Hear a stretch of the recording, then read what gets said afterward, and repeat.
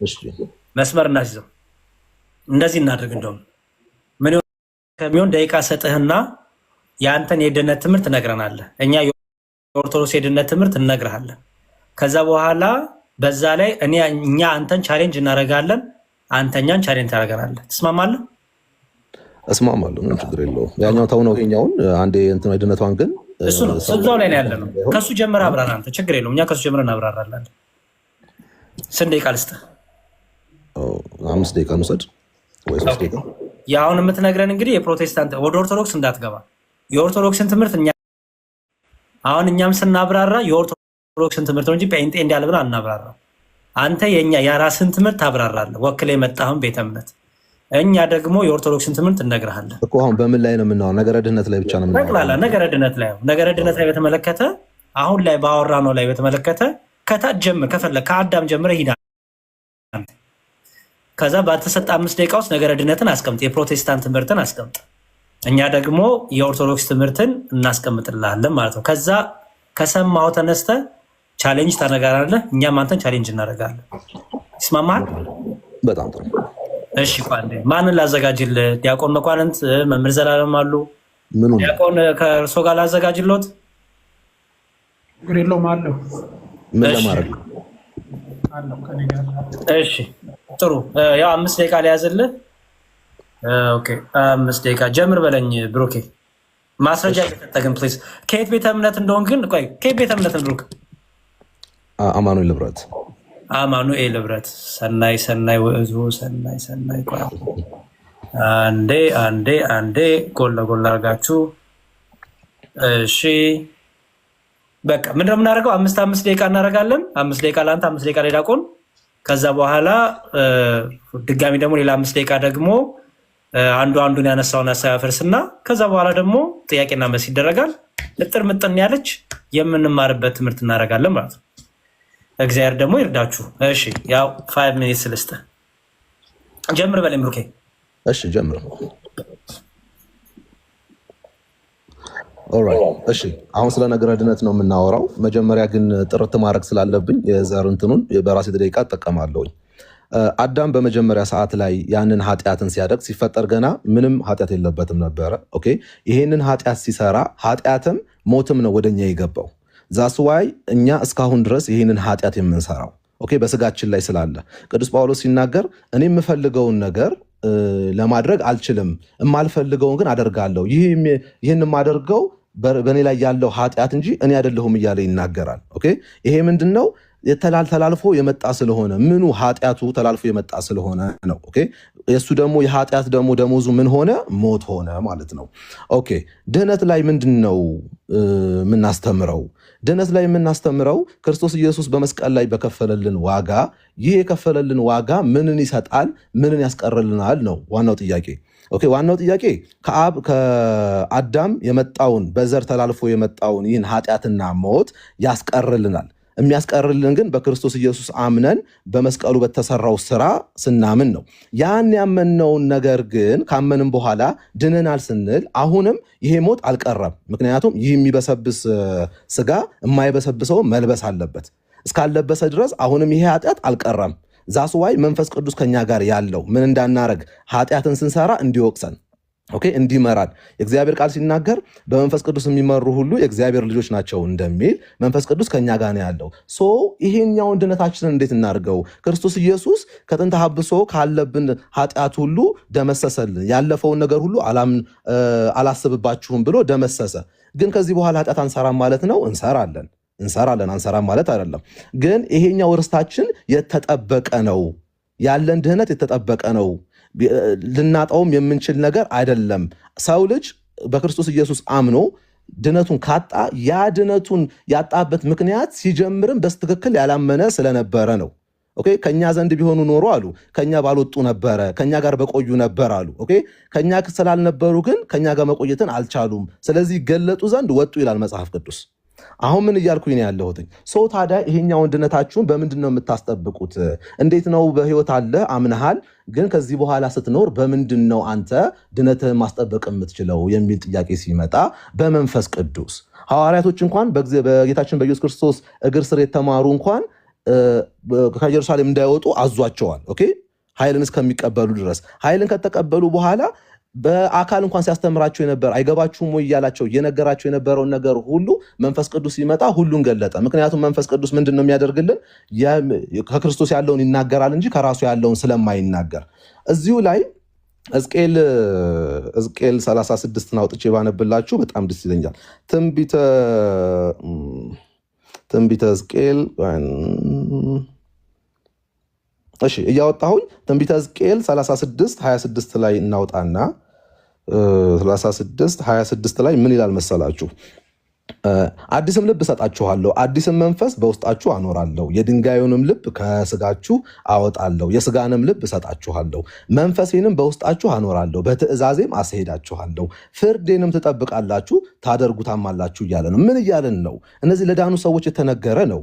እያለ ያለ ምንድን ነው? አዲስ ልብም እሰጣችኋለሁ ሲባል አዲስ ልብም እሰጣችኋለሁ፣ አዲስን መንፈስ በውስጣችሁ አኖራለሁ አለ። የድንጋዩን ልብ ያ የማያምነውን ኦኬ ያ ከአዳም ጀምሮ የመጣውን ክፋት፣ ኃጢአት፣ ሞት በሙሉ ሲያስብ የነበረውን የዓለምን የስጋዊ ነገር ሲያደርግ የነበረውን በሙሉ ምን አደርጋለሁ አለ? አስወጣለሁኝ። ኦኬ ያስወጣና አዲስ ልብን እሰጣችኋለሁኝ አለ። አዲስን መንፈስ በውስጣችሁ አኖራለሁ። ማንን? መንፈስ ቅዱስን። ኦኬ መንፈስ ቅዱስ ተቀምጧል። አሁን በእኛ አቅም ኪፕ የምናደርገው ሳልቬሽን አለ? የለም። ለምን? 27 ላይ እንደዚህ ይላል፣ መንፈሴንም በውስጣችሁ አኖራለሁ በትእዛዜም አስሄዳችኋለሁ። ኦኬ በትእዛዙ የሚያስሄድ ማን ነው ማለት ነው? እግዚአብሔር ነው ማለት ነው። በምኑ? በመንፈሱ በትእዛዙ ያስኬደናል። ፍርዴንም ትጠብቃላችሁ ታደርጉትማላችሁ ይላል። ፍርዱንም እንድናረግም እንድንጠብቅም ያደርገናል ማለት ነው። ስለዚህ አሁን በድካም እኛ ሳልቬሽናችንን አናጣውም። አንድ ግን ክርስቶስ ኢየሱስን በመካድ ግን እናጠዋለን። ዴማስ እንደተመለሰ እናጠዋለን። ይሁዳ እንደከዳ እንደዚህ እናጠዋለን።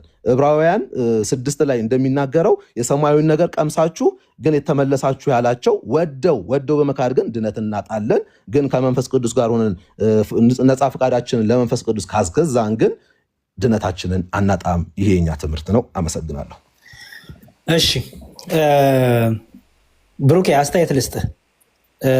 ርዕሱ እና የተናገርከው ነገር ምንም አይገናኝም። ስለዚህ አሁን ርዕሱን ጠቅላላ ቀይረው ስለ መድኃኒት ይታጣል አይታጣም ሆኗል ርዕስ ማለት ነው።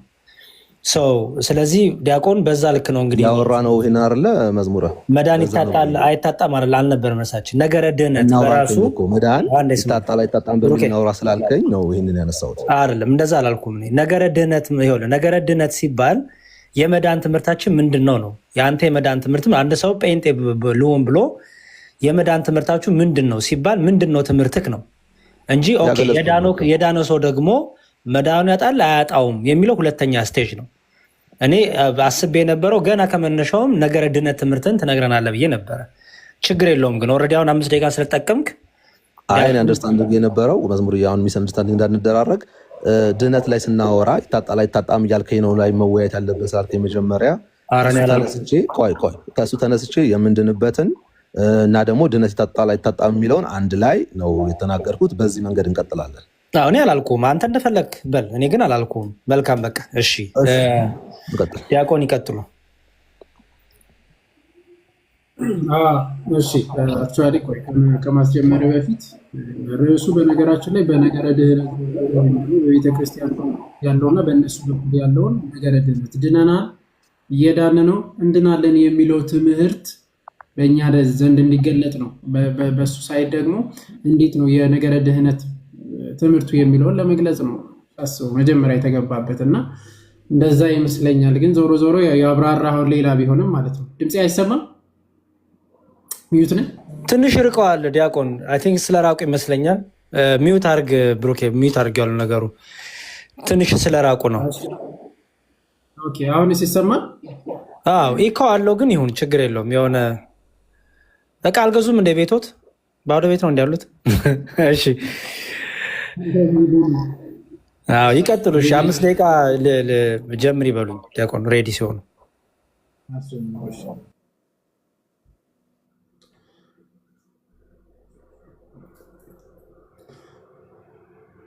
እሺ እግዚአብሔር ያክብርልን። በነገረ ድህነት ዙሪያ በእኛ በቤተ ክርስቲያናችን ምንድን ነው ትምህርታችን? መዳንን ስናነሳ መጀመሪያ ውድቀት አለ። ውድቀት ሲመጣ ነው መዳን የሚመጣው መጀመሪያ ላይ። ስለዚህ የሰው ልጅ ወድቋል ወይ? አዎ። እግዚአብሔር አምላክ ካስቀመጠበት ብዙ ተባዙ ብሎ ካስቀመጠበት በገነት ኤደን ውስጥ ከተፈጠረበት ሰው ትእዛዙን በማፍረስ የመጀመሪያ ትእዛዙን ምን ብሎ ነው ያፈረሰው? በልቡ ጥርጥር ስለገባ የመጀመሪያው ከእግዚአብሔር ቃል ይልቅ የእባብን ቃል ሰምቶ ወይም ደግሞ የዲያብሎስን ቃል ሰምቶ የሰው ልጅ በጥርጣሬ ወድቋል። ከዛ በኋላ ዕፀ በለስን በልቶ ጸጋው ተገፏል። ከጸጋ ከተገፈፈ በኋላ ከገነት ምን ሆኗል? ተባረው። ከገነት ተባረው፣ ልጅነትን አጥቷል። ስለዚህ ነው ከዚህ ውድቀት ነው ከዚህ በኋላ ነው ድህነት የሚባለው ነገር የሚመጣው፣ መዳን የሚባለው ነገር የሚመጣው። በቤተ ክርስቲያናችን በሶስት ዘርፍ ታስቀምጣለች። የመጀመሪያው ድነናል፣ እየዳን ነው፣ እንድናለን። ይህ ኦርቶዶክሳዊ ነገረ ድህነት ተብሎ የሚጠራ ነው። መጽሐፍ ቅዱሳዊ ነው። ይሄ መጽሐፍ ቅዱስ ላይ ያለ? አዎ፣ በመጽሐፍ ቅዱስ ማስደገፍ እንችላለን። የመጀመሪያው ኢኒሺያል ሳልቬሽን በኤፌሶን ምዕራፍ 2 ቁጥር 8 ላይ ሐዋርያው ቅዱስ ጳውሎስ እንዲህ ብሎ ይነግረናል። ጸጋው በእምነት አድኗችኋልና ይህም የእግዚአብሔር ስጦታ ነው እንጂ ከእናንተ አይደለም።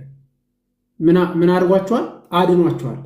ጸጋው በእምነት። አሁን ለዳኑት ለኤፌሶን ሕዝብ ሲጽፍ ቅዱስ ጳውሎስ ለዳኑት በጻፈበት ምን አለ? ጸጋው በእምነት አድናችኋል፣ ይህ ከእናንተ አይደለም። ታዲያስ ከእግዚአብሔር ስጦታ ነው። ስለዚህ እኛ ድነናል። ይሄው አድኗችኋል ተብለናል፣ ድነትን አግኝተናል። ያ ድነት ምንድን ነው ከተባለ አንድ ጊዜ ከወደቅን በኋላ ኃጢአትን ወርሰናል። እኛ ኃጢአትን አልወረስንም። አንድም የመጽሐፍ ቅዱስ አንድ ቨርሰስ ማለት ነው የመጽሐፍ ቅዱስ ቦታ ላይ ኃጢአትን ወርሳችኋል የሚል የለም። ታዲያስ በሮሜ ምዕራፍ 5 ላይ ስትመለከቱት ሞት በአንድ ሰው ምክንያት ሞት ወደ ዓለም ገባ፣ ሁሉም ላይ ሞት ነገሰ። ኃጢአት ባልሰሩት ላይ እንኳ ምን ነገሰ ይላል? ሞት ነገሰ። ኃጢአት ባልሰሩት እንኳ ላይ። ስለዚህ ሞት ነው ዓለም ላይ የገባ። በማን በኩል? በአዳም በኩል። ከዛ ክርስቶስ ምን አደረገልን? ጸጋው በእምነት አድኗቸዋል። እንዲሁ እግዚአብሔር ልጁን ሰጠን፣ ወልድን ማለት ነው። ስለዚህ እርሱ ደግሞ መጥቶ ተሰቀለልን፣ ደሙን አፈሰሰልን።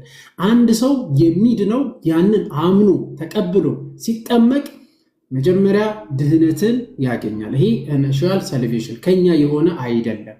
ሁለተኛ እየዳን ነው። መጽሐፍ ቅዱስ ነው። አዎ መጽሐፍ ቅዱሳዊ ነው። አንደኛ ቆሮንቶስ ምዕራፍ 1 ቁጥር 18 ስትመለከቱት አንደኛ ቆሮንቶስ ምዕራፍ 1 ቁጥር 18 እንዲህ ይላል፣ የመስቀሉ ቃል ለሚጠፉት ሞኝነት፣ ለኛ ለምንድን ግን የእግዚአብሔር ኃይል ነውና። አሁን ሂደታዊ ያደረገ ማለት ነው። ቅድም አድኗቸዋል ብሏል። አሁንስ ለኛ ለምንድን ግን ምንድነው? የእግዚአብሔር ኃይል ነውና። እንዲሁም ኤፌሶን ምዕራፍ 2 ቁጥር 10 ላይ እኛ ፍጥረቱንና እንመላለስበት ዘንድ እግዚአብሔር አስቀድሞ ያዘጋጀውን መልካሙን ስራ ለማድረግ በክርስቶስ ኢየሱስ ተፈጠረ። እንመላለስበት ዘንድ መልካሙን ስራ ለማድረግ እኛ ተፈጠረ። ይሄ ድህነቱ ምንን ያሳያል ማለት ነው? አሁንም ሂደታዊ መሆኑን ያሳያል። ፊልጵስዩስ ምዕራፍ 2 ቁጥር 12 ፊልጵስዩስ ምዕራፍ 2 ቁጥር 12 ላይ በደንብ አስተውሉ።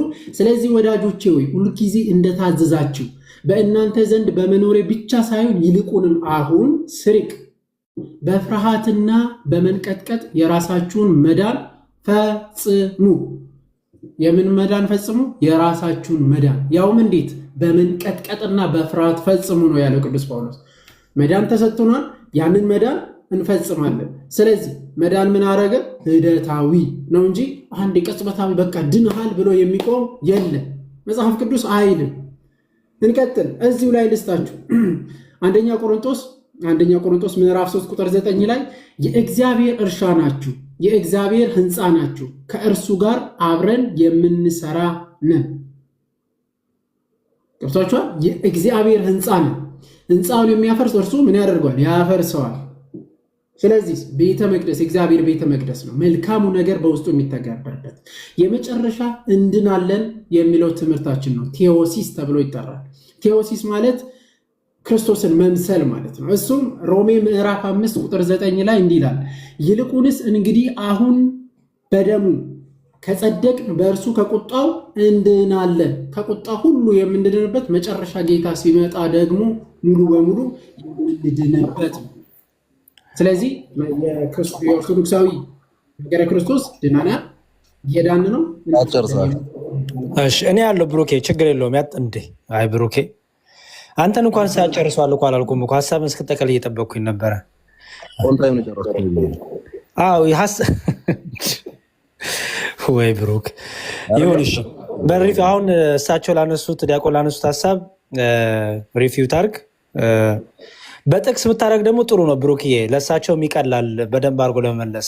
እሳቸው ልክ አሁን በጣም ብዙ ጥቅስ ሰጥተዋል፣ ለአንተ ኢዚ ነው ናቪጌት ለማድረግ። አንተም እንደዛ ብታደረግ ጥሩ ነው። ቀጥል፣ 5 ደቂቃ ልስጥህ።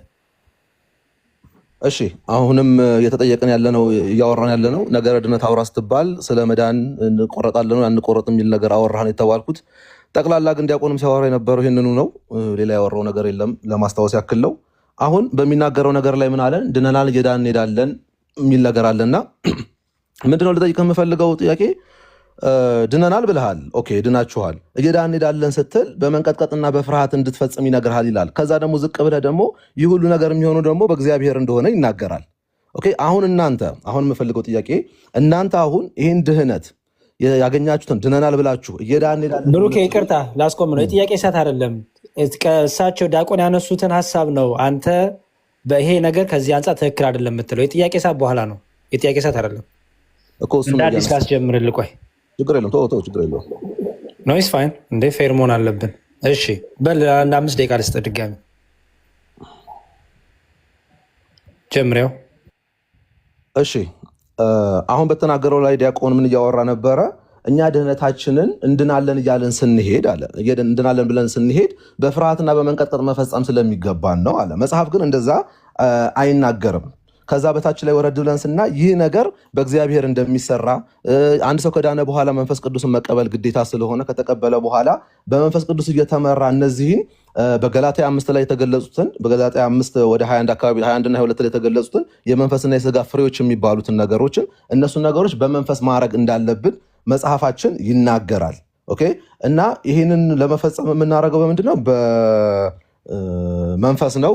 ግን በስጋዊ አሁን እያወራኝ ያለው ዲያቆን ምንድነው እያለ ያለው? እኛ በስጋዊ ነገር ድነታችንን እናስጠብቃለን። በውርስ ኃጢአት አይደለም ይሄንን ነገር ያገኘ ነው። ሞት ውጤት የሚባለውን ነገር እኛ ጋር የመጣውን በክርስቶስ ኢየሱስ እንትን ብሎ ድነናል። የዳነውን ነገር ግን አስጠብቀን የምንሄደው እኛ ነን እያለን ነው። ይሄ በጣም which is wrong፣ በጣም ሮንግ የሆነ አስተምሮት ነው። ለምንድን ነው አስተምሮትህ ሮንግ የሆነው? እስቲ በእንትን እያደረግን ፊልጵስዩስ 1:5 ላይ ምን ይላል? ፊልጵስዩስ 1:5 ላይ ምን ይለናል? ፊልጵስዩስ 1:5 ላይ ምን ይለናል? ሁልጊዜ በጸሎት ሁሉ ስለ እናንተ ሁሉ በደስታ እየጸለይኩኝ ከፊተኛው ቀን እስከ ዛሬ ድረስ ወንጌልን በመስበክ አብራችሁን ስለሰራችሁ ባሰብኋችሁ ሁሉ ጊዜ አመሰግናለሁ እያለ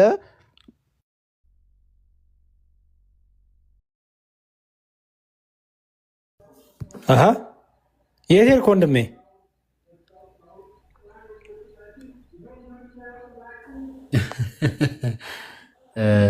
ቆይ ልሳበው።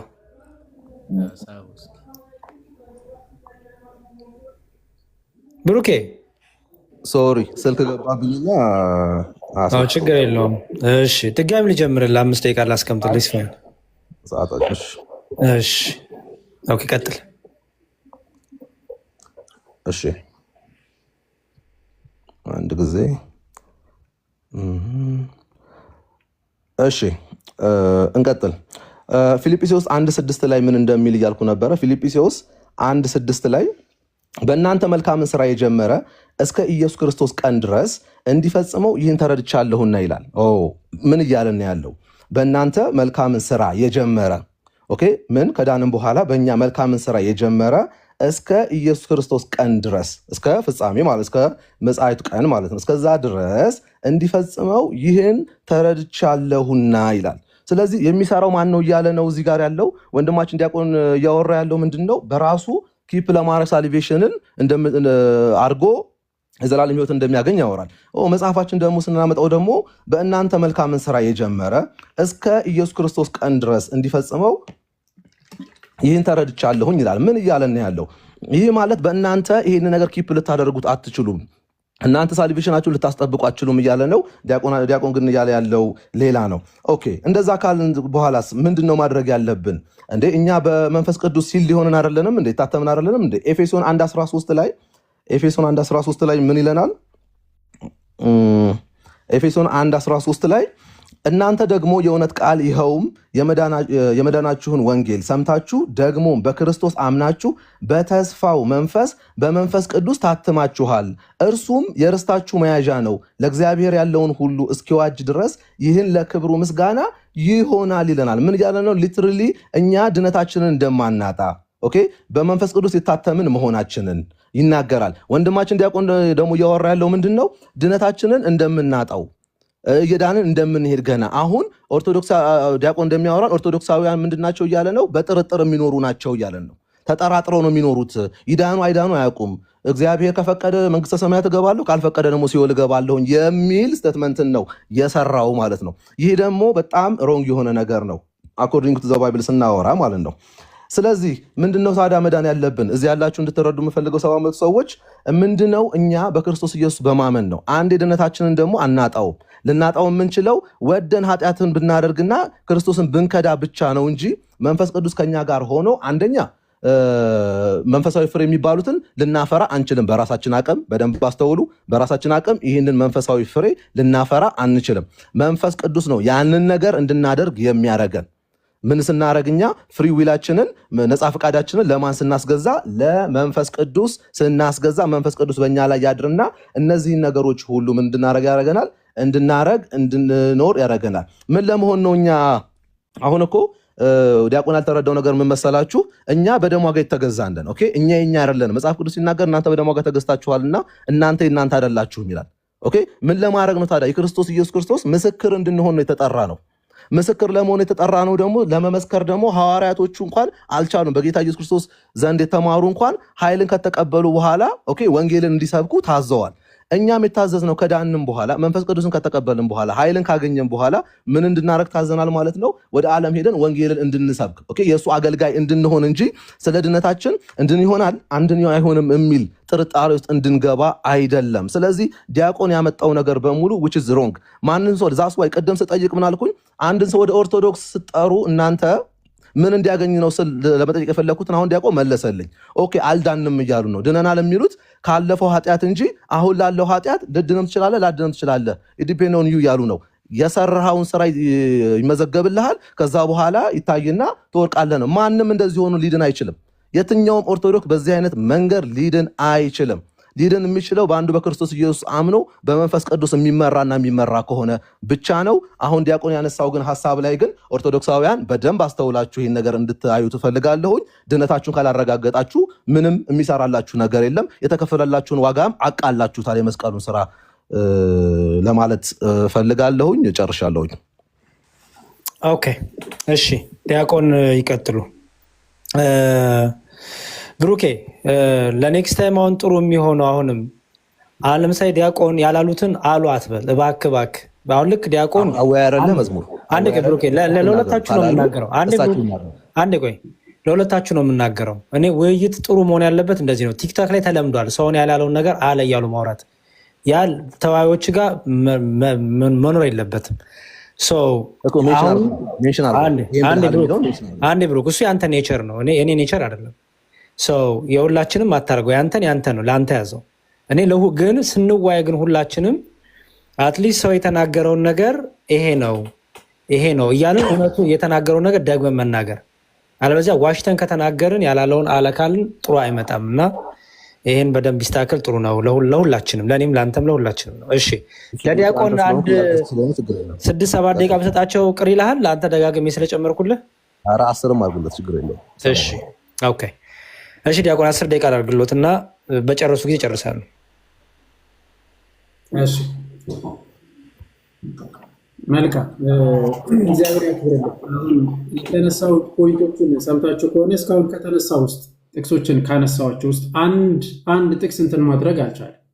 አንድ ሪፊዩት የተደረገ የለም ማለት ይቻላል። እውነት ለመናገር ክስ ነው የቀረበው፣ ክስ ነው እያያችሁት እናንተ። መጽሐፍ እንደዛ አይናገርም መጽሐፍ እንደዛ አይናገርም የሚለው እያንዳንዱ ጥቅስ ለምሳሌ አንደኛ ቆሮንቶስ ምዕራፍ 1 ቁጥር 18 ላይ የመስቀሉ ቃል ለሚጠፉት ሞኝነት ለኛ ለምንድን የሚለው ሪፊዩት አላደረገም።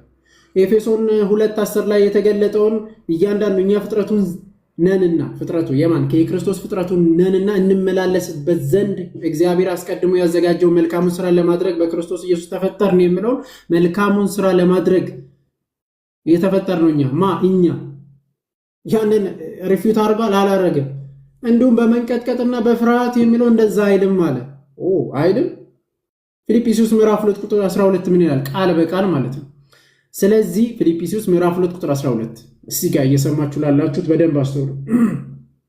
ስለዚህ ወዳጆቼ አለ ቅዱስ ጳውሎስ ሁልጊዜ እንደታዘዛችሁ በእናንተ ዘንድ በመኖሬ ብቻ ሳይሆን ይልቁንም አሁን ስርቅ በፍርሃትና በመንቀጥቀጥ የራሳችሁን መዳን ፈጽሙ። ኦርቶዶክሳዊ ነገር ድነት ነው። ኦርቶዶክሳዊ ነገር ድነት አንድ ጊዜ አግኝተናል በቃ ጸድቀናል ገብተናል ኖ የለም። እንደዛ አይደለም። መጽሐፍ ቅዱስ እንደዛ አይደለም። መጽሐፍ ቅዱስ ድነታችሁን ፈጽሙ በመንቀጥቀጥ ታዲያስ ምንድነው ከተባለ ፍሬ ማፍራት አለበት። በዮሐንስ ወንጌል ምዕራፍ 15 ቁጥር 2 ላይ ተጠቀሰው ቃል በቃል ነው የተጠቀሰው። ምን አለ?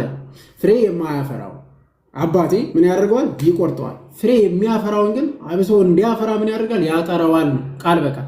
ስለዚህ አንድ ሰው ከግንዱ ላይ ከሆነ በኋላ ፍሬ ሳያፈራ ከቀረ ይቆረጣል ማለት ነው። ይሄ ኦርቶዶክሳዊ ነገረ ድህነት ወይም ደግሞ የመጽሐፍ ቅዱስ ሐሳቡ ይሄ ነው። ሌላ ክስ ያቀረበው በስጋ ነገር ነው የምትፈጽሙት ብለና ብያለሁ። በስጋ ነገር እኛ በስጋ ነው የምንፈጽመው ብያለሁ ብለና አላልንም። እኛ ክርስቲያኖች በማን ላይ ሆነን ነው? በክርስቶስ ላይ በግንዱ ላይ ሆነን ስጋውና ደሙን እየበላን መልካሙን ስራ ንጉሱን መምሰል አለብን አይደል? እኛ ክርስቶስን ነው የምንመስለው። በነገራችን ላይ ወደ ክርስቶስ ነው ማደጋችን። እድገታችንም ወደ ክርስቶስ እንደመሆኑ መጠን ምን እናደርጋለን?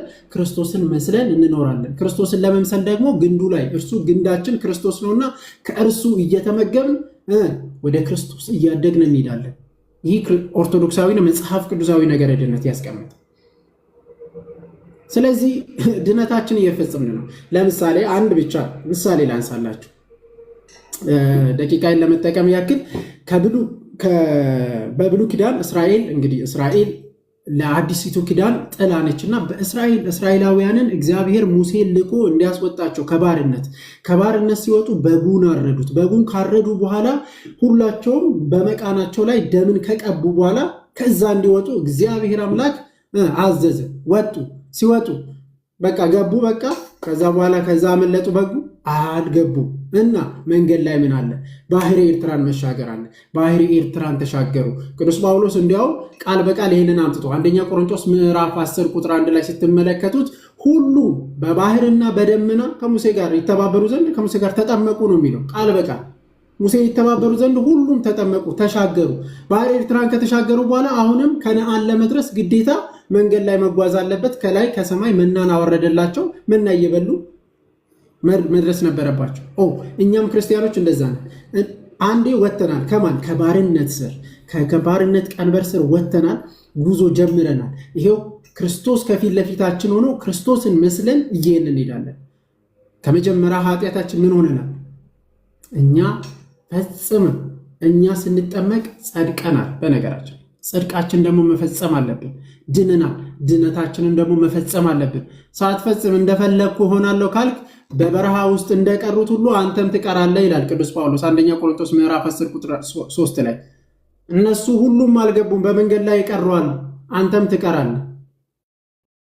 ስለዚህ ክስ ነው። እኛ በስጋ ነገር ብቻ አላለን እና ክርስቶስ ላይ ሆነን ከክርስቶስ እየተመገብን ከክርስቶስ እያገኘን ምን እንሆናለን? ወደፊት እንሄዳለን። ክርስቶስ ላይ ዲፔንድ ሆነን ነው፣ በመንፈስ ቅዱስ ኃይል ነው።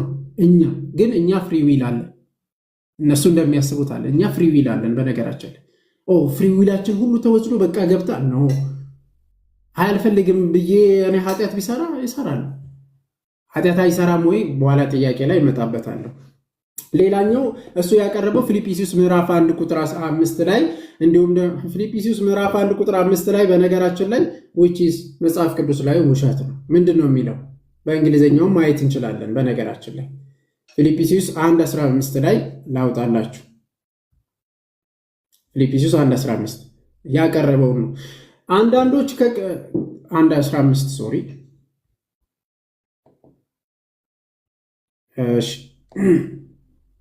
ፊልጵስዩስ 1:5 ይቅርታ በጣም ፊልጵስዩስ 1:5 ላይ እንዲህ ይላል ሁሉ ጊዜ በጸሎቴ ስለ እናንተ ሁሉ በደስታ እየጸለይኩ ከፊተኛው ቀን እስከ ዛሬ ድረስ ወንጌልን በመስበክ አብራችሁ ስለሰራችሁ ባሰብኳችሁ ጊዜ ሁሉ አምላኬን አመሰግናለሁ።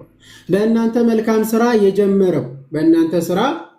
የጀመረው እስከ ኢየሱስ ክርስቶስ ቀን ድረስ እንድትፈጽሙ ይሄንን ተረድቻለሁ። ቁጥር 6 ላይ አነበብኩ። በእንግሊዘኛው ምን ይላል መሰላችሁ? እዛው ጋር ካምታታብ ማለት ነው። የአማርኛው ድንገት እንትን ካለ you will perform it until the day of Jesus Christ you will perform ነው የሚለው። አንተ ነው የምትሰራው። አንተ ነህ ማን ላይ ዲፔንድ ሆነ? እግዚአብሔር ላይ መንፈስ ቅዱስ ላይ ዲፔንድ ሆነ ከክርስቶስ እየተመገብክ አንተ ነው የምትሰራው እንጂ እግዚአብሔር አይደለም ተጠያቂ። እሱ አይደለም አንተ ላይ እንትን የሚሰራው። ስለዚህ ከክርስቶስ ላይ ዲፔንድ ሆነ ከክርስቶስ አካል ሆነ የምትበላው የምትጠጣው።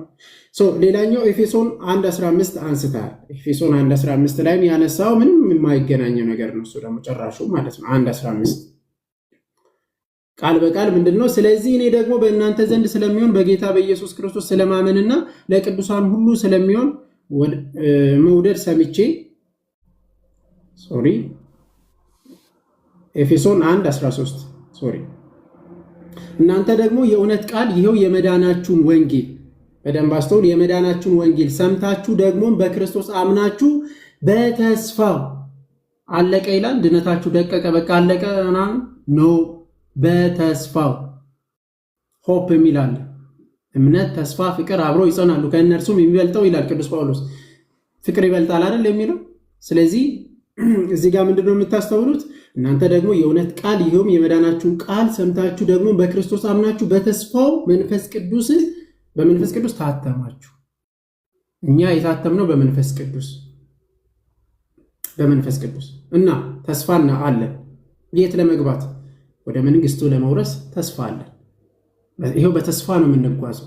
ታትመናል። ለመውረስ እኛ ታትመናል። በተስፋ እንጓዛለን። አምነን ክርስቶስን መስለን እንሄዳለን። ያለበለዚያ ግን ትቆረጣለህ ማለት ነው።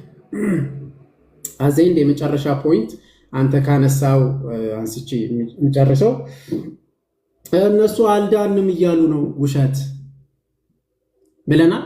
አልዳንም ብለናል አላልን። እኛ ድነናል። የዳነውን ድነታችን ደግሞ እንፈጽማለን። አንድ ጊዜ ከመጣብን ከዛ ሞት፣ ውድቀት፣ ከባርነት ወጥተናል። አሁን የክርስቶስ ልጆች ተብለናል። ልጅ አባ ብለን ለመጥራት ታትመናል። እንጠራዋለን። እርሱን ይዘን እንጓዛለን። ይኸው እኛ ድነናል። ድነታችን ደግሞ እንፈጽማለን። ድነታችን እንፈጽማለን። ካልፈጸምክ ንጉሱን ካልመሰልክ ልጅንና የአባት ልጅን ካልመሰልክ ትቆረጣለህ፣ ትወጣለህ። ጣሲት ይሄ ኦርቶዶክሳዊ ነገረ ድህነት ወይም ደግሞ በመጽሐፍ ቅዱስ የተቀመጠ ነገረ ድህነት እውነተኛ ነው። አንተ ያስቀመጥከውን እንግዲህ እናያለን። ጨርሻለሁ። እሺ ዲያቆን እናመሰግናለን። አሁን የጥያቄና መልስ ታይም ነው የሚሆነው። 10 ደቂቃ አረግላችኋለሁ። በ10 ደቂቃ ውስጥ ጥያቄና መልሳችሁን ታቀርባላችሁ ማለት ነው። ብሩኬ ሬዲ ስትሆን ንገረኝ። 10 ደቂቃ ላስቀምጥልህ። ሬዲ ነኝ። ኦኬ እሺ ዲያቆን አሁን ምን አልክ ስታወራ? አሁን ከጀመርከው እንትን ልበልህ። ፊልጵስዩስ 2 እንትን ላይ ቆይ አንዴ። ፊልጵስዩስ 2:1-6 ላይ ምን ይላል? በእናንተ መልካም ተረድቻለሁ ያለው እኛ እንድናረገው ነው ወይስ እሱ ነው የሚያደርገው? እኛ እንድናረገው ነው። እሺ ማስረጃ ከእንግሊዘኛውም ጭምር ላሳይ። አማርኛውን ምን ነው የለው ማስረጃ? አማርኛው አይ ከከንትን ካለ ነው። እስቲ በደንብ ይዩት። ፊልጵስዩስ 1:6 ቆይ በእናንተ መልካም ስራ የጀመረው ኦኬ መልካም ስራ የተጀመረው እስከ ኢየሱስ ክርስቶስ ቀን ድረስ እንዲፈጽመው ይህን ተረድቻለሁ። እንዲፈጽመው ነው የሚለው። ስላላስተዋልክ ወይ አንዴ እሺ ላሳይ እንግሊዘኛውን በደንብ እዚህ ጋር ለምን ትጠራጠራለህ? አማርኛው መጀመሪያ ፍታው አማርኛውን ማምለጫ ታርጉ። አይ ካላግባ ቆይ እንድትፈጽመው ስላል የኔ ጥያቄ ጊዜ ነው። ተረጋጋ። አሁን ቅድም ስታነበው ምንድን ነው ያልከው? እንድንፈጽመው ብለህ ነው ያነበብከው። ግን ምንድን ነው የሚለው? አንብበው። እንደዛ አላነበብኩም። እንዲፈጽመው ነው የሚለው። እንዲፈጽመው አትበል። እንዲፈጽመው ነው የሚለው። እንዲፈጽመው ተረድቼዋለሁና። አዎ እንዲፈጽመው ነው የሚለው። ስለዚህ እንዲፈጽመው የተባለው ለእኛ ነው። እንዲፈጽመው ማለት ማን ነው የሚፈጽመው? ወይ አንዴ በእንግሊዘኛው ቃል በቃል እንደዛ ስላልተጻፈ ነው። በአማርኛ እንግሊዘኛውን ቶ መጀመሪያ ስታነብ በስርዓት አንብበው። መጀመሪያ ቆይ የኔ ሰዓትን አትግደል።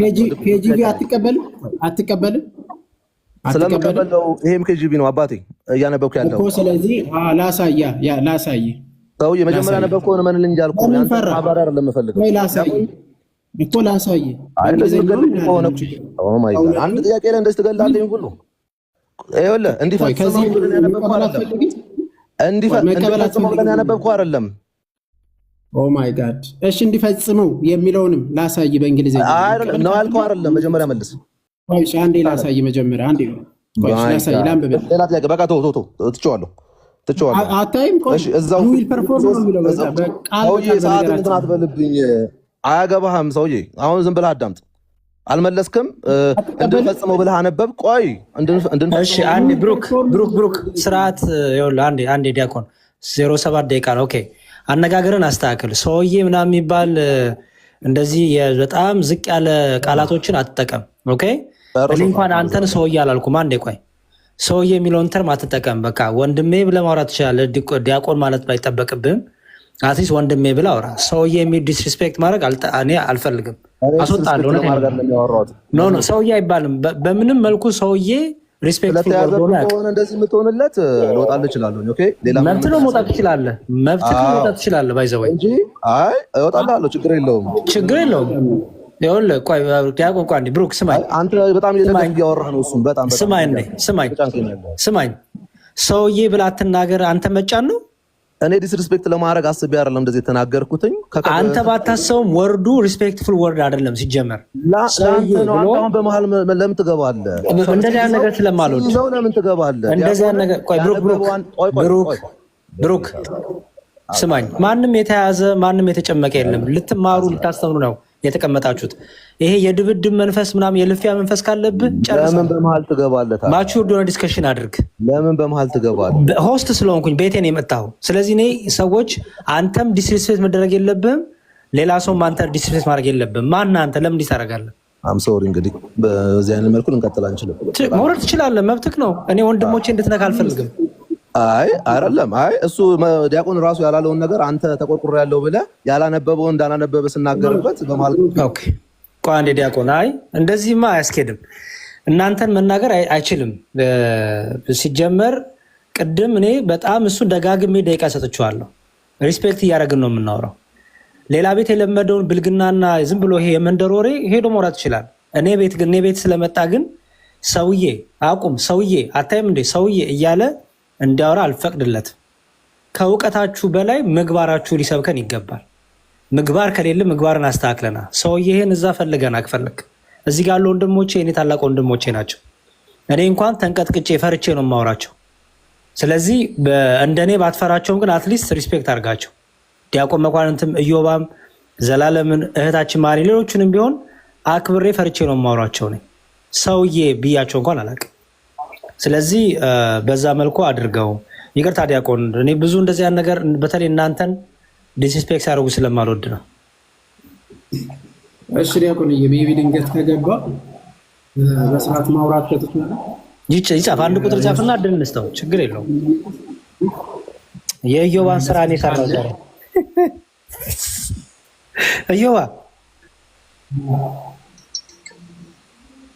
እዮባ አለ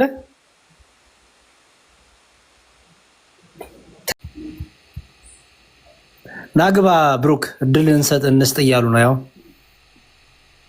መውጫ ናግባ እንደዚህ ልወይ አልችልም። ናግባና ሐሳብን ተናገር።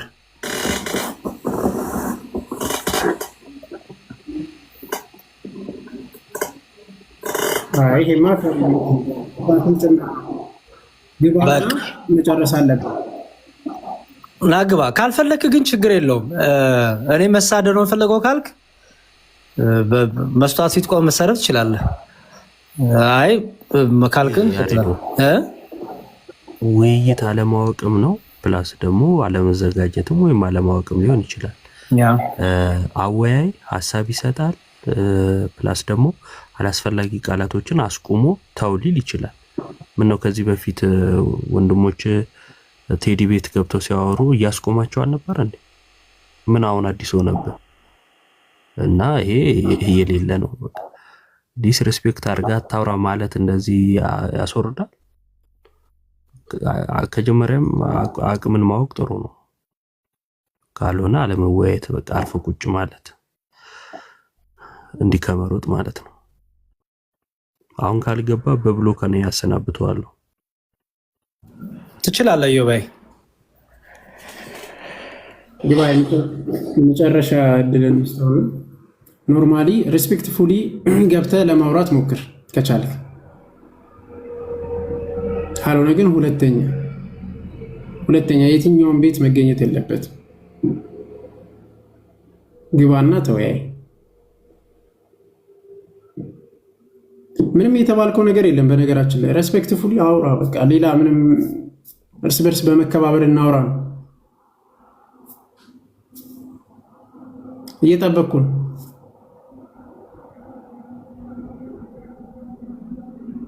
ፈርቻለሁ የሚለው ካልተከፈተ አታምንም እንዴ? መኩ በቃ ሀሳቡ ላይ ቀጥል። እሺ በቃ ለማንኛውም ሀሳቡ ላይ እንትን አድርጎ ወይ ዮባ አንዳችሁ ብሎክ አድርጉት አላችሁ አለ ፉል ሞዴሬተር ዮባ። እኔ እንደዚህ አይነት ሰው ምንም ስለማይመጥን ብሎክ አድርጉት። እኔ ችግር ደስ ይለኛል። ሚውት ሳይሆን ብሎክም ራሱ ማድረግ ትችላላችሁ። ዲያቆን ከፈለጉ ይቀጥሉ ሀሳቡ ላይ። ካልሆነ ግን ሌላ ፕሮቴስታንት የሚዋይ ካለ በጨዋ ደንብ በነገረ ድነት ዙሪያ እኔ ዋይ ያለው የሚል ሰው ካለ ጻፉና ግቡ። በጣም ተከብራችሁ ነው የምናስወራችሁ እና ስለዚህ ካልሆነ መምህር ዘላለም አሉ ኢዮባም አሉ በተነሱት ሀሳቦች ላይ በተለይ ነገረ ድነት መዳን ይታጣል አይታጣም፣ ያው ወንድማችን ብሩክ አይታጣም ብሎ ነው የሚያምነው። ያንን ለማሳየት ብዙ የሞከረው እና ገስት ላይ ያላችሁ ፕሮቴስታንት ናችሁ አንድ ቁጥር ጻፉ በየተራ። ገና መምህር ዘላለም አሉ ገና ኢዮባ ጋር ተወያያላችሁ። ጥሩ ርዕስ ነው ነገረ ድነት። ካልሆነ ግን ዲያቆን በውሰዱና 10 ደቂቃዎትን ጥቅሶቹ ላይ በደንብ ይሄዱበታል፣ ሌላ ሰው የማይገባ ከሆነ። እሺ ስለዚህ ሜቢ ላኩ፣ የምትልኩ ካላችሁ እስቲ አንድ ቁጥር ጻፉና ላኩ። ካልሆነ እንግዲህ የተወሰነ እንሂድበትና እናጠቃልላለን፣ ሌሎች እንዲገቡ ሌሎችም ሀሳብ እንዲሰጡበት። ኦኬ አሁኑን ይብራራ። ለማንኛውም እሺ ካነሳው አይታችሁ ከሆነ እንግዲህ አንደኛ ፊልጵስዩስ ምዕራፍ 1 ቁጥር 6 ላይ ያለው ነው። እሱ ምንድነው? ቃል በቃል በነገራችን ላይ ከጂቪ ጋር እንሄዳለን። ካልሆነም ሰፋ ካለም አንድ ቃላትን ወዴት መሄድ ይቻላል? ወደ ግሪኩም ወደ ዋናው ሄደን እናያለን። ይሄ የዲቤቱ እንትን ነው። ስለዚህ ከእንግሊዝኛው ምንድነው የሚለው? ቃል በቃል being confident of this very thing that he which has begun a good work in you will perform it until the day of Jesus Christ. ፐርፎርም የሚያደርገው ማን ነው? ሰውየው ነው። ሰውየው ፐርፎርም የሚያደርግ ነው። በማን አጋዥነት? በእግዚአብሔር በመንፈስ ቅዱስ አጋዥነት ፐርፎርም እያደረገ እስከ መጨረሻ ድረስ መጽናቱን የሚያሳውቅ ነው። ወደ እኔ ልመለስና ብዙ ከተነሱት ሀሳቦች በተለይ ድነናል የሚለው አሁን እሱም ቢጠየቅ የኃጢአት ውርስ እያለ ነበረ። ኃጢአት ይወረሳል እያለ የሚያምን ነው። በነገራችን ላይ ኃጢአት ይወረሳል አይወረስም? ኃጢአት ይወረሳል የሚል አንድም ፖይንት ስላላገኘን ማለት ነው። አንድም ፖይንት ስላላገኘን። ሁለተኛ ኃጢአት በእኛ ቤተክርስቲያናችን አይወረስም እና የኃጢአቱ ውጤት ነው። የሚወረሰው። የኃጢአቱ ውጤት ግን ሁላችን ሞት በሁሉም ላይ ነገሰ ነው የሚለው። ስለዚህ እኛ ከዛ ከነገሰብን ሞት እኛ ድነናል። ከኛ ከነገሰብን ሁላችን ድነናል። ኤፌሶን ምዕራፍ 2 ቁጥር 8 ላይ ጸጋው በእምነት ምን አድናችኋል፣ እኛ ድነናል ማለት ነው። ስለዚህ የዳነ ሰው ደግሞ ምን ያደርጋል? ለምሳሌ የዳነ ሰው እኛ ድነናል ብለን ስንናገር የመጀመሪያው ላይ ከግንዱ ላይ ሆነናል። በቃ ከግንዱ ላይ፣ ግንዱ ማን ነው? ክርስቶስ ነው። ከክርስቶስ ላይ ሆነናል። ከግንዱ ደግሞ ምን ማድረግ አለበት? ፍሬ ማፍራት አለበት። ፍሬ የሚያፈራው እርሱ ደግሞ አብሶ ክርስቶስ ያግዘዋል፣ ይረዳዋል። ከማን ላይ ሆኖ ነው ግን ፍሬ ማፍራት የሚችለው? ክርስቶስ ላይ ሆኖ እንጂ ከክርስቶስ ውጭ ፍሬ ማፍራት አይቻልም። ከጅምር አንችልም። ስለዚህ የዳነ ሰው ነው ፍሬ ማፍራት የሚችለው። የዳነ ሰው ነው መልካም ስራ መስራት የሚችለው። ገላትያ ምዕራፍ 5 ቁጥር 21 ላይ የተጠቀሱትን ማድረግ የሚችሉት እነዛ ነው። አሁን እሱ ድነት አይታጣም ማለት። ቅዱስ ጳውሎስ ግን እንዲህ ይላል። ገላትያ ላበብላችሁ። ገላትያ ምዕራፍ 5 ቁጥር 21 ከፍ ብዬ ላንበብላችሁ። የሥጋ ስራም የተገለጠ ነው አለ። የሥጋ ስራ የተገለጠ ነው። እርሱም ዝሙት፣ ርኩሰት፣ መዳራት፣ ጣዖትን ማምለክ፣ ሟርት፣ ጥል፣ ክርክር፣ ቅናት፣ ቁጣ፣ አድመኝነት፣ መለያየት፣ መናፍቅነት፣ ምቀኝነት፣ መግደል፣ ስካር፣ ዘፋኝነት ይህን የሚመስል ነው። ምን? የሥጋ ስራ። ይቀጥልና አስቀድሜ እንዳልኩ እንደዚህ ያሉትን የሚያደርጉ የእግዚአብሔርን መንግስት አይወርሱም። ለማን ነው እየተጻፈ ያለው? ለገላትያ። ለማን? ለክርስቲያኖች፣ ላመኑት፣ ለዳኑት፣ ድናችኋል ተብሎ ለተጻፉት ይሄ እየተጻፈላቸው ነው። አስቀድሜ እንደነገርኳችሁ ይህን የሚያደርጉ የእግዚአብሔርን መንግስት አይወርሱም። ቃል በቃል ነው። ስለዚህ ሰው ድነቱን በአግባቡ ማለት በመንቀጥቀጥና በፍርሃት እስካልፈጸመ ድረስ ድነቱን ሊያጣ ይችላል። የዘላለም መንግስት፣ የዘላለም ህይወት መውረስ ማለት መንግስቱ ነው፣ የእግዚአብሔር መንግስት መውረስ ነው። ይህንን የሚያጣ ደግሞ መቼ ነው ከተባለ ይህንን በሚያደርግ ምቀኝነትን፣ መግደል፣ ስካርን፣ ዘፋኝነት፣ ጥል፣ ክርክር በሚያደርግበት ይህንን ያጣል። ክርስቶስ ዳግም ሲመጣ የሚጠይቃቸዋል። ዳግም ሲመጣ በማቴዎስ ወንጌል ምዕራፍ 25 እሱን ላንሳና ሌሎቹ ሄዱበታል። የመጨረሻ 25 ቁጥር 33 ላይ እንዲህ ይላል። ከ31 የሰው ልጅ በክብሩ በሚመጣበት ጊዜ ከእርሱም ጋር ቅዱሳን መላእክቱ ሁሉ በዚያን ጊዜ በክብሩ ዙፋን ይቀመጣል። ከዛ አስቀጥሎ ምን ይላል? አሕዛብ ሁሉ በፊቱ ይሰበሰባሉ። አሕዛብ የሚለው ምንድን ነው የሚያሳየው? አሕዛብ ማለት የሆነ ያላመኑት ማለት አይደለም፣ ህዝብ ማለት ነው። አሕዛብ ሲበዛ፣ ህዝብ ሲበዛ አሕዛብ ተብሎ ነው በግዕዙ የሚጠራው። ስለዚህ ህዝብ በፊት ለፊቱ ይሰበሰባሉ። እረኞቹ በጎቹን ከፍየሎቹ እንደሚለይ እርስ በርሳቸው ይለያቸዋል። በጎቹን በቀኙ ፍየሎቹን በግራ ያቆማቸዋል። በጎቹን በቀኝ ፍየሎቹን በግራ ያቆማቸዋል። ንጉሱን በቀኙ ያሉትን እንዲህ ይላቸዋል። ምንን ይጠይቃቸዋል? እናንተ የአባቴ ብሩካን ኑ፣ ዓለም ከተፈጠረበት ጊዜ ጀምሮ የተዘጋጀላችሁን መንግስት ውረሱ። ተርቤ አበልታችሁኛል፣ ተጠምቼ ያጠጣታችሁኛል፣ ታርዤ አልብሳችሁኛል፣ ታምሜ ጠይቃችሁኛል፣ ታስሬ ወደ እኔ መጥታችኋል። ይሄም ማን ነው የሚናገረው? ጌታችን ኢየሱስ ክርስቶስ። ያላመኑት ይህንን ይጠየቃሉ? አይጠየቁም። ያመኑት የዳኑት ይህንን ነው የሚጠየቁት። ያላመኑት ግን ከጅምሩ ፍርድ ስር ናቸው። በክርስቶስ ያላመነ ፍርድ ስር ነው። በክርስቶስ ያመነ ግን ይህንን ማድረግ አለበት። የታሰረውን መጠየቅ፣ የተራበውን ማብላት፣ ይህን ሁሉ የሚጠየቀው ያመኑት ናቸው በፊት ለፊት ሆነው። ስለዚህ ከዚህ አንጻር ይህንን ያላደረጉ ምን አላቸው ጌታችን ኢየሱስ ክርስቶስ? ያን ጊዜ ማለት ከጠየቃቸው በኋላ በግራ የቆሙት ፍየሎችን ማለት ነው። ያን ጊዜ እውነት እውነት እላችኋለሁ ከሁሉ ከሚያንሱ ከነዚህ ለአንዱ ስላላደረጋችሁ ለእኔ ደግሞ አላደረጋችሁም ብሎ ይመልሳችኋል። እነዛም ወደ ዘላለም ቅጣት፣ ጻድቃን ደግሞ ወደ ዘላለም ሕይወት ይሄዳሉ። ጻድቃን ወደ ዘላለም ሕይወት ይሄዳሉ። ጻድቃን ወደ ዘላለም ሕይወት ይሄዳሉ። ምንን ሲያደርጉ የነበር? ክርስቶስን ያበሉ ያጠጡ። እነዚህ ታናናሾች ብሎ የተጠሩትን ያደረጉላቸው ማለት ነው።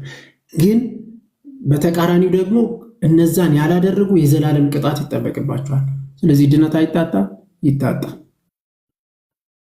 አንድ ሰው በእምነት ምን ማድረግ አለበት ማለት ነው? አምኖ በመንቀጥቀጥ ድነቱን መፈጸም አለበት። ይሄ ኦርቶዶክሳዊ ነገረ ድህነት ነው። እግዚአብሔር ይስጥልን። እሺ ዲያቆን በጣም እናመሰግናለን። ቃሎትን ያሰማልን። ጥሩ ውይይት ነበረ። ያው መጨረሻ ላይ ወንድማችን እየተበሳጨ እማውን ቃላቶች የተጠቀመ ሲመጣ የሚያዳምጠውንም ሰው ስለሚረብሽ ነው እንጂ በጣም ሪስፔክትፉል ሆነን ነው ስናወራ የነበረው እና እርስዎ እንኳን በሱ ልክም መልሰውም አልተናገሩት። ሰው ጥሩ ውይይት ነበረ። ጥሩ ተምረናል። በተለይ ኦርቶዶክስ ቤተክርስቲያን ላይ የሚዋሹ ውሸቶች አሉ እና እሱንም ጥርት ስላደረጉልን በጣም እናመሰግናለን። አሉ መምህር ዘላለም ከእናንተ ወደ ማን ይሄዳል? አለው እንጂ እስካለው ድረስ አሉ። እሺ ሀሳብ ይስጡ በተነሳው ላይ ከቅድም ጀምሮ ስለነበሩ። ኦኬ ነገረ ድህነት እውነት ለመናገር በጣም የሚወደድ ትምህርት ነው። በጣም የሚወደድ ነው። ለምንድን ነው የሚወደደው? የአካላዊ ቃል በስጋ ማርያም መገለጥ የሰው ልጅ መዳን ነው አንደኛው ማለት ነው። ቃል ለምን ስጋ ሆነ ከተባለ የጠፋውን አዳም ባለ ርስት ሊያደርግ ነው። ስለዚህ የቃል ስጋ መሆን ትልቁ ነገር ኃጢአተኞችን የሚያድን የእግዚአብሔር ጸጋ ወደ ዓለም መምጣቱን የሚያጠይቅ ስለሆነ ማለት ነው። ሁለተኛ የነቢያትን መጽሐፍ እንኳን ብትመለከቱ ክንድህን ላክልን፣ መድኃኒትን ከአርያም ስደድልን፣ ጽድቃችን እንደ መርገም ጨርቅ ሆነ፣ ሁላችንም እንደ ቅጠል ረግፈናል እያሉ ይጮው ነበር። እነ ኢሳያስ በትንቢቱ እነ ዳዊት በመዝሙሩ ሞት አስጨናቂ ስለነበረ ከዚህ ከሚያንቀጠቅጠው ከሚያስጨንቀው ሞት እንድን ዘንድ እንደ እርግብ ማን ክንፍን በሰጠኝ ይላል ዳዊት ማለት ሞት አስጨናቂ ስለነበረ ማለት ነው። ስለዚህ ከዚህ ሞት አድነን ነው። እንደውም አንደኛ ጴጥሮስ ምዕራፍ 1 ቁጥር 10 ላይ ምን ይላል ቅዱስ ጴጥሮስ? እናንተ ስለምታገኙ ጸጋ ይላል። ያ ጸጋ የመዳን ጸጋ ነው። አስቀድሞ ትንቢት የተናገሩት ነቢያት ይላል። ስለዚህ ጸጋ ምን ተነግሯል? ትንቢት ተነግሯል ማለት ነው። ትንቢት የተናገሩት ነቢያት አስቀድሞ የክርስቶስን መከራ ኋላ ደግሞ ስላለው ክብር ተመልከቱ። ስላለው ክብር በእነሱ ያለው የእግዚአብሔር መንፈስ በማን ዘመንና እንዴት ባለ ጊዜ እንደሚሆን ያጠይቃቸው ነበር ይላል። ደግሞ በጣም የሚገርመኝ ነገር ቅዱሳን መላእክት እንኳን ሳይቀሩ ይሄንን ለማየት ይናፍቃሉ፣ ይመኛሉ ይላል። የሚገርም እኮ ነው። ሰውን በመልካችን እንደ ምሳሌያችን እንፍጠር ብሎ ከተናገረ በኋላ እንደገና ሰው ሆኖ ሰውን ለማዳን መምጣቱ የቅዱሳን መላእክት ሁሉ ናፍቆት ነበር። ስለዚህ የትንቢትን ማዕከል የሰው ልጅ መዳን ስለሆነ የሚያስደንቅ ትምህርት ነው። ሁለተኛ ጌታችን ኢየሱስ ክርስቶስ ሐዋርያትን ወደ ዓለም የላከው ለምንድን ነው?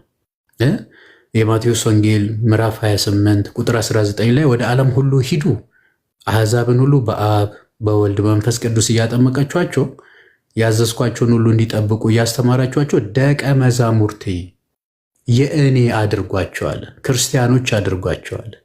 ስለዚህ ሐዋርያት ወደ ዓለም ጫፍ ድረስ የተላኩት በነፍሳቸው ተወራርዶ ወንጌልን የሰበኩት ትልቁ ዓላማ የሰው ልጅ መዳን ነው። ስለዚህ በጣም መሰረታዊ ነገር ነው ማለት ነው። ኦኬ። አራተኛው ቅዱሱ ወንጌል የተጻፈው ለምንድን ነው? ራሱ ማርቆስ 16 ቁጥር 8 ላይ ማርቆስ 16 ቁጥር 8 ላይ ስታነቡ ከዚህ በኋላ ጌታ ኢየሱስ ራሱ ይለናል። ኢየሱስ ክርስቶስ ራሱ ለዘላለም ድህነት የሆነውን የማይለወጠውን ቅዱሱን ወንጌል ከፀሐይ መውጫ እስከ መጥለቂያ ድረስ በእጃቸው ላከ ይላል። ቅዱሱ ወንጌል ወደ ዓለም እንዲሰበክ በሐዋርያት እጅ የተላከው ለምንድን ነው? ለዘላለም ድህነት ስለሆነ ነው። ቅዱስ ጳውሎስም ይደግማል። አንደኛ ቆሮንቶስ 15 ላይ ቁጥር 1 ላይ ከጌታ የተቀበልኩትን ለእናንተ ደግሞ አቀበልኩ። ምን?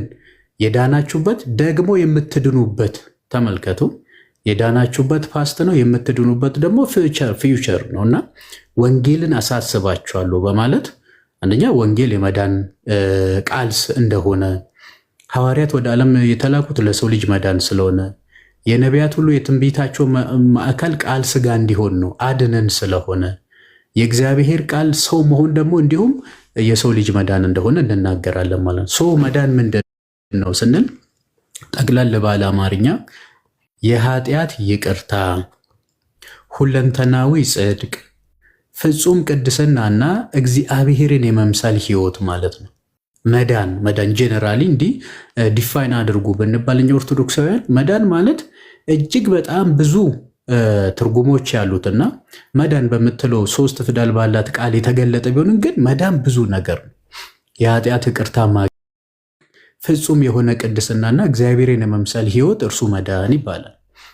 ይሄ ደግሞ የተፈጸመው በክርስቶስ ኢየሱስ በጽንሰቱ፣ በልደቱ፣ በስደቱ፣ በጾሙ፣ በጸሎቱ፣ በጥምቀቱ የቃሉን ትምህርት የእጁን ተአምራት አይተን በመጨረሻም ደግሞ በዕለተ ዓርብ በመገረፉ ቁስል ተፈወሳችሁ እንደሚለን ሁሉ በደሙ መፍሰስ፣ በስጋው መቆረስ፣ በሞቱ በትንሣኤው በእርገቱና በእግዚአብሔር ቀኝ በመቀመጡ ደግሞ ዕብራውያን 9:28 እንደሚነግርን ሊያድናቸው ሁለተኛ ለሚጠባበቁት ያለ ኃጢአት ይታይላቸዋልና እስከ ዳግም ምጽአት የሚጠቃለል ነው ማለት ነው። በዚህ የተፈጸመ ነው።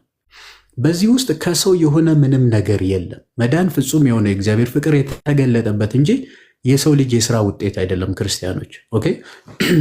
በዚህ በአንደኛ ዮሐንስ መልእክት ምዕራፍ 4 ቁጥር 10 ላይ ምንድን ነው የሚለን? ፍቅርም እንደዚህ ነው እግዚአብሔር እኛን እንደወደደን ልጁንም የዓለም መድኃኒት አድርጎ እንደሰጠን እንጂ እኛ እርሱን እንደወደድነው በጽድቅም ስለነበሩ ስራችን አይደለም ብሎ ዘግቶታል። ኢኒሻል ሳልቬሽን የምንለው ላይ ማለት ነው። ተመልከቱ። ጳውሎስም በልዩ ልዩ ቦታ በነገራቸው ይህንን አውርተንም የምንጨርሰው አይደለም።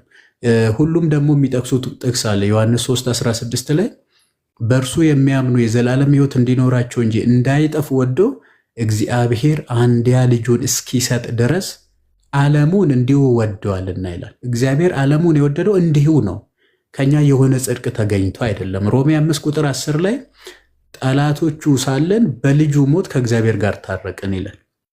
እርቅ በክርስቶስ ሞት የተገኘ ነው። የእግዚአብሔር ፍቅር ነው። ስፍር ቁጥር የሌለው መለኮታዊ ምሕረቱን የገለጠበት ነው። ከሰው የሆነ ነገር የለም ማለት ነው። ሶ መዳን ጸጋ ነው። መዳን ስጦታ ነው። እግዚአብሔር መዳንን ለሰው ሁሉ ሰጥቷል። የማይድኑት ግን አሉ፣ የሚድኑትም አሉ። በመስጠት ምንም ተከፍሎ የለም። ለዓለሙ ሁሉ ነው የተሰጠው። በመቀበል በመዳን ግን ተከፍሎ አለ። ምክንያቱም ያልዳኑ ስላሉ ማለት ነው። ለምንድን ነው እነዚህ ያልዳኑት? ለምንድን ነው እነዚህ የሚድኑት ከተባለ ይሄንን ጸጋ በሕይወታቸው ሱታፌ ያደረጉ ሰዎች ናቸው። ኦኬ። ስለዚህ ይሄንን ሁሉ ምን እንላለን? እናምናለን ማለት ነው። ማመን መሰረት ስለሆነ ማርቆስ 16:15-16ም ሂዱ ወንጌልን ለፍጥረት ሁሉ ስበኩ ይላል። የሚሰበክ ወንጌል አለ ማለት ነው። ኦኬ። ማመን ከመስማት ነው፣ መስማትን በእግዚአብሔር ቃል ነው። ተመልከቱ። ካልሰሙስ እንዴት ያምናሉ? ካላመኑ እንዴት ይመሰክራሉ? ይልና የምስራችሁን ቃል የሚናገሩ እግሮች እንዴት ያማሩ ናቸው። ካልተላኩስ እንዴት ይሰብካሉ ይላል። ስለዚህ ሐዋርያት ተልኳል። ሂዱ የሚል ትእዛዝ ስላለ ማለት ነው። ኦኬ። ታላቁ ተልኮ ስላለ ማለት ነው። ስለዚህ ወንጌል ይሰበካል። ከዛስ የሚሰበከውን ወንጌል የመዳን ወንጌል የሆነውን ሰዎች ይሰማሉ፣ ያምናሉ፣ ይጠመቃሉ፣ ድህነትን ገንዘባቸው ያደርጋሉ። ስለዚህ በእግዚአብሔር ጸጋ የተሰጠውን ድህነት በክርስቶስ ቤዛነት የተገለጠውን እውነት ሰዎች በምስጢራት በኩል ካልሆነ በቀር መሳተፍ አይቻልም። ትልቁ የፕሮቴስታንት ውድቀት የሚጀምረው እዚህ ጋር ነው። የእግዚአብሔርን ጸጋ ጸጋ ጸጋ እያሉ ያወራሉ። ጸጋው የሚገኝባቸውን ምስጢራትን ደግሞ ይነቅፋሉ። ታዲያ ምን ጥቅም አለው? የሆነ እንደ ስግብግብ አይነት ሰው እንግዳ ጠርተ ምግብ እንዳይበላ እንደመከልከል እኮ ነው። ይሄ እንዴት ሊሆን ይችላል? አመንም አላመንም ወደርንም ጠላንም ያለ ምስጢራት የእግዚአብሔርን ጸጋ መካፈል አንችልም። ኦኬ። እንደዛ የሆነ ነገርም የለም መጽሐፍ ቅዱስ። ጌታም አላስተማርም፣ ሐዋርያት አልሰበኩትም። ሐዋርያውያን አበው በጠቅላላ ከነ ሴንት ክሌመንት ኦፍ ዘ ሮም ጀምረው እና እግናጤስን ሰማይቱ ጨምረን ሰማይቱ እግናጤስን እነ ፖሊካርፕን እነ ኢራኔስ ከመጀመሪያ 100 ክፍለ ዘመን ጀምሮ እስከ 5ኛው ክፍለ ዘመን ያሉ አባቶችን በጠቅላላ ማለት ነው። ፕሪኒሲያም ፖስትኒሲያም የሚባሉ የቀጶዶቅያ አባቶችን ያለ ምስጢራት ድህነት የለም። ሊቁ ተርቱሊያን እንኳን ሳይቀር ኦን ደ ባፕቲዝም ቻፕተር 12 ላይ 12ኛ ሰማዕቱ ዮስቲንም ትክክል ከ100 እስከ 165 የነበረ አባት ነው። እሱም ይህንኑ ነው የሚያስቀምጠው ማለት ነው። ሶ ተርቱሊያን እንኳን ምን ይላል? ያለ ጥምቀት ይላል ድህነትን ፈጽማችሁ አታስቡ ነው የሚለው። በቃ አለቀ። ስለዚህ እነዚህ ሁሉ እንኳን ያለ ምስጢራት አልተናገሩ ማለት ፈልጌ ነው። እና ታሪካዊ ክርስትና የማያውቀው እንግዳ ትምህርት ቢኖር ያለ ምስጢራት በእምነት ብቻ በቅጽበት ይዳናል የሚሉ ሰዎች ናቸው ማለት ነው። ይሄ ከአጋንንት ነው። ኦኬ፣ ከኛ ዘንድ አይደለም ማለት ነው። የተቀዳው። አሁን ቅድም ወንድማችንን ስትመለከቱ በየቦታው ሰማለሁ እና በጣም ስረብሽን አያለሁ። አሁን ምስጢራቱ ላይ ገና አላወራችሁም። እስኪ ድህነት ጋር ብለን መጣን። ድህነት ለአንተ ምንድን ነው ሲባል ምንም የዘረዘረ ነገር የለም እግዚአብሔር በሚያውቀው ማለት ነው። እና በመቀጠል ድህነት አይጣጣም። የበጎቹንም ታሪክ እኮ ያመጣል ዲያቆንዬ። ከእጁ ማንም አይነጥቅም የሚል ቃል ስላለ ድህነታቸውን አያጡም ብሎ እየተናገረ ነው። ኦፍኮርስ ድህነታቸውን አያጡም። እነዛ የትኞቹ? በጎቹ። ኦኬ፣ በጎቹ ግን ድህነታቸውን የማያጡ ምን ያደረጉ ናቸው? እርሱን የሚከተሉ ቃሉን የሚሰሙ እንደ ሀሳቡ የሚኖሩ። ታዳኛ ምን እያለን ነው? ኦኬ፣ ልክ ምስጢራተ ቤተክርስቲያንን ስንጠመቅ መንፈስ ቅዱስን ስንቀበል ከቅዱሱ ቁርባን ስንካፈል በክርስቶስ ግንድነት ላይ ምን እንሆናለን? ቅርንጫፍ እንሆናለን። ይሄ የዳነ ክርስቲያን ይባላል። ኦኬ፣ የዳነ ክርስቲያን ይባላል። ይሄ የዳነ ክርስቲያን በክርስቶስ ግንድነት ላይ ደግሞ ቅርንጫፍ እንደሆነ ፍሬ እያፈራ መቀጠል መቻል አለበት። ይህ ማለት እኮ የጌታን ቃል የሚሰማ ማለት እኮ ነው። ተመልከቱ፣ ቃልን የሚሰማ በሕይወት ይኖራል ስላለ ማለት ነው። ኦኬ፣ ቃሉን የሚሰሙ ደግሞ የተራራውን ስብከት ማየት ነው። ስለ ጾም፣ ስለ ምጽዋት፣ ስለ ጸሎት፣ ጠላትን ስለ መውደድ፣ ኃጢአትን ስለመጸየፍ፣ እነዚህ 6ቱ ቃላተ ወንጌል የሚባሉ አለ አይደለም? 6ቱ ትእዛዛተ ወንጌል፣ 10ቱ ደግሞ ኦሪታውያን አሉ እዛ ጋ ማለት ነው። ከዛ ምዕራፍ 7 ላይ ሲዘጋ ቃሌን ሰምቶ የሚያደርግ እንጂ ጌታ ሆይ ጌታ ሆይ የሚለኝ ሁሉ መንግስተ ሰማያት አይገባም አለ እና ቀጠለና ቃሌን ሰምቶ የሚያደርግ ሰው አለ ቤቱን በአለት፣ አለት ደግሞ ክርስቶስ ነው፣ በአለት ላይ የሰራ ልባም ሰውን ይመስላል አለ። ጎርፍ ይመጣል። ጎርፍ ማለት ምንም ያልጠራ ወሬ፣ ሐሜት፣ ሁከት ማለት ነው። ንፋስም ይመጣል፣ ዝናብም ይዘንባል፣ ቤቱን ይመታል አለ። ክርስትና አለመመታት አይደለም፣ ከአለት ላይ ከመሰራታችን የተነሳ አለመውደቅ ነው እንጂ ማለት ነው። ኦኬ፣ ከዛስ ቃሉን ሰምቶ የማያደርግ ሰው ግን አለ። ተመልከቱ፣ ይሄ የአስመሳይነት ክርስትና ይባላል። ቃሉን ሰምቶ የማያደርግ ሰው ቤቱን በአሸዋ ላይ የሰራ ሰነፍ ሰውን ይመስላል አለ። ይህንን ሰነፍ ስታዩ ወደ ማቴዎስ ወንጌል ምዕራፍ 25 ላይ በታመጡት ስለ 10ቱ ደናግላን 5ቱ ልባሞች 5ቱ ሰነፎች ይላል፣ በሩ የተዘጋባቸው። ስለ ባለ አንዱ መክሊት አንተ ታካች፣ ሐኬ፣ ሰነፍ ተመልከቱ፣ ሂዱ ጥርስ ወደሚፋጭበት ወርውሩ የሚል ነው። ገላትያ 6:7 ላይ አይታችሁ ከሆነ በስጋ የሚዘራ ከስጋ መበስበስን ያጭዳል ይላል። ጉድ እኮ ነው። በመንፈስ የሚዘራ ግን ከመንፈስ የዘላለምን ሕይወትን ያጭዳልና መልካም ስራን ለመስራት አትታክቱ ይላል። ታካችነት ስለሚያስቆርጥ ነው፣ ስለሚያስጥል ነው። እና ይሄ ወገናችን ምን ይላል? ድህነት አይነጠቅም ካለ በኋላ አሁንም ደግሞ ይነጠቃል ይላል። የሚገርም እኮ ነው የሚነጠቀው። ይህንን ቃል ሲናገር ሰምታችሁ ከሆነ በድካም አናጣውም በመካድ ግን እናጠዋለን ብሎ ዕብራውያን 6ን ሲጠቅስ አይታችኋል። ሰው ጌታን የሚክደው አላምንም በማለት ብቻ ነው ወይስ መልካም ስራን ባለመስራት ነው? ቅዱስ ጳውሎስ ነግሮናል ቲቶ ላይ። ኦኬ፣ እነዚህ ጌታ ኢየሱስን እንደሚያውቁ በግልጥ ይናገራሉ ይላል። አጸያፊዎች፣ ነውረኞች፣ ለበጎ ስራ የማይበቁ ስለሆነ በስራቸው ይክዱታል ይላል። እግዚአብሔርን አላምንም በማለት ብቻ ሳይሆን መልካም ስራ አልሰራም በማለትም እንክዳለን። እንግዲያውስ መልካም ስራ ለመስራት በራሱ ድህነትን እንድንነጠቅ ያደርገናል ማለት ነው። ሉክ ድህነትን እንድንነጠቅ ያደርገናል። እና ቅድም መኩ ሲጠቅስ ነበር ገላትያ 5 ላይ የስጋ ስራ የተባሉት ማለት ነው። የስጋ ስራ የተገለጡ ናቸው ተብሎ ተዘርዝሯል አይደለም? እንደዚህ የሚያደርጉት የእግዚአብሔር መንግስት ሊያዩ አይችሉም ማለት። ጳውሎስ ደግሞ በሌላ ስፍራ ሮሜ 8 ቁጥር 12 ጀምራችሁ ብታነቡ እንደ ስጋ ብትኖሩ ትሞቱ ዘንድ አላችሁ ይላል። መሞት ምንድን ነው? መሞት ምንድን ነው? የህይወት ምንጭ ከሆነው ከእግዚአብሔር መለየት አይደል እንዴ? ስለዚህ እንደ ስጋ አትኖሩ እያለ ነው። እንደ ስጋ መኖር በእግዚአብሔር ዘንድ ጥል ነው ይላል። ከቁጥር 1 ጀምራችሁ አንብቡት። ኦኬ፣ በክርስቶስ ኢየሱስ ላሉት ኩነኔ የለባቸው የሚልና በክርስቶስ ኢየሱስ ያሉት ኩነኔ የሌለባቸው እንደምን ያሉ ሰዎች እንደሆኑ ሲናገር እኛ ይላል ኢየሱስ ክርስቶስ ራሱ ኃጢአትን በስጋ የኮነነው ማለት ነው። መንፈሳውያን ሆነን ሕገ እግዚአብሔርን እንድንጠብቅ እንጂ እንድንተኛ እንድናንቀላፋ አይደለም። ያው እዛው ሮሜ 8 አንብቡ። በመንፈስ በምንመላለስ ግን የእግዚአብሔር መንግስትን እንደምንወርስ ይናገራል ማለት ነው። ልቀጥል ያሬድ። አዎ ልጁ እስቲ ወጣ እንዴ? ኮመንት ላይ ጽፋያቸውን ያስገባት የነበረው በጣም ድንቅ ነው። መምህር ዘላለም ጊዜ ይስጥልን። የሚገባ ፕሮቴስታንት ካለ እስቲ አንድ ቁጥር ጻፉና፣ በተለይ ፊልጵስዩስ ላይ ቅድም ወንድማችን ባለው ነው የተቀመጠው ወይስ ምንድን ነው? እዚህ ፊልጵስዩስ ስንት ላይ ነው? 1:5 ላይ መሰለኝ 1:6 ላይ ነው። 1:5 እና 6 እና እሱንም በዛ ውስጥ ያብራሩትና ይቀጥሉ መምህር።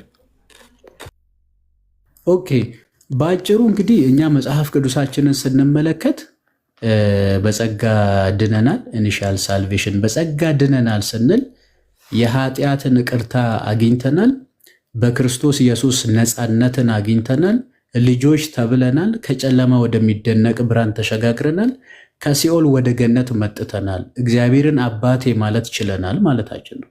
የኃጢአት ይቅርታ ማግኘት አንደኛው መዳን ስለሆነ ማለት ነው። ስለዚህ እነዚህ ደግሞ በምስጢራት በኩል ነው የምንፈጽመው ማለት ነውና ከዚህ የተነሳ ድነናል ብለን እንናገራለን። ከዳን በኋላ ግን በብርሃን ልንመላለስ ይገባል። ሮሜ 6 ላይ እንደሚናገር በአዲስ ሕይወት እንድንመላለስ፣ በአዲስ ሕይወት በክርስቶስ ኢየሱስ ከታደስን፣ አሮጌ ነገር ከተገፈፈ በኋላ ክርስቶሳዊ መሆን መቻል አለብን። የብርሃን ልጆች መሆን መቻል አለብን። አንደኛ ዮሐንስ መልእክት ምዕራፍ 1 ላይ በብርሃን ልንመላለስ እንደሚገባ ስለሚናገር ማለት ነው። ኦኬ፣ ይሄንን እያደረግን እስከ መጨረሻ ደግሞ መጽናት አለብን። ጌታችን ኢየሱስ ክርስቶስ በዚህ በደብረ ዘይት ተራራ ላይ ነገረ ምጽአት በሰበከበት ባስተማርበት ትምህርቱ የማቴዎስ ወንጌል ምዕራፍ 24 ቁጥር 13 ላይ እስከ መጨረሻ የሚጸና እርሱ ምን ይላል? ይድናል ነው የሚለው። እስከ መጨረሻ መጽናትን በነፍሳችን ተወራርደ እግዚአብሔር ማምለክን ይጠይቃል ማለት ነው። ሉቃስ 13:24 ሉቃስ 13ችንን አንድ ሰው ቀረበና ጌታ ሆይ የሚድኑት ጥቂቶች ናቸውን ብሎ ጠየቀው። የሚድኑት ጥቂቶች ናቸውን ብሎ ጠየቀው። ከዛን ጌታ ምን አለ? ወደ ሕይወት ልትገባ ብትወድ ተጋደል አለ። ወደ ሕይወት ለመግባት ተጋድሎ ያስፈልጋል ማለት ነው። ስለዚህ ወደ ሕይወት ልትገባ ብትወድ ተጋደል ካለ በኋላ ብዙዎች መግባት ይፈልጋሉ፣ ነገር ግን አይችሉም አለ። እንዳይገቡ ስለተከለከሉ ነው? አይደለም፣ ተግባራዊ አለመቻል ስላለ ነው። ተግባራዊ አለመቻል። እኛ ክርስቶስን ለማመን ብቻ አይደለም የተጠራ ነው፣ ስለ ስሙ መከራ ለመቀበልም ጭምር እንጂ ማለት ነው። ፊልጵስዩስ ምዕራፍ 1 ቁጥር 29 ጀምራችሁ ብታነቡት በእኔ ስደርስ ያያችሁት ደግሞም የሰማችሁት መጋደል በእናንተ ላይም ደርሶባችኋልና በስሙ ልታምኑ ብቻ፣ እምነት ብሎ ብቻ ከመጣ እንግዲህ ተመልከቱት። በስሙ ልታምኑ ብቻ ሳይሆን ስለ ስሙ መከራ ልትቀበሉ ጭምር ተጠርታችኋልና ይላል። በጣም የሚገርም ነው። እና ከዚህ አንጻር እንደውም የፍርዱን ጉዳይ ራሱ ብትመለከቱት፣ የፍርዱን በመጨረሻ የሚደረገውን ፍርድ ራሱ ብትመለከቱት 2ኛ ቆሮንቶስ ምዕራፍ 5 ቁጥር 10 ላይ በምድር ይላል መልካምም ይሁን ክፉ ስላደረግነው ነገር አለ መልስ እንሰጥበት ዘንድ በክርስቶስ የፍርድ ወንበር ፊት እንገለጣለን ይላል። በክርስቶስ የፍርድ ወንበር ፊት የምንገለጠው ላደረግናት ብቻ ሳይሆን ለተናገርናት ሁሉ መልስ ለመስጠት ነው። በጣም የሚገርም ነው። ያቺ ሰዓት የምታስጨንቅ ነው የምትባለው ለዚህ ነው። ለምንናገረው ምን መልስ እንሰጥ ይሆን? ኦኬ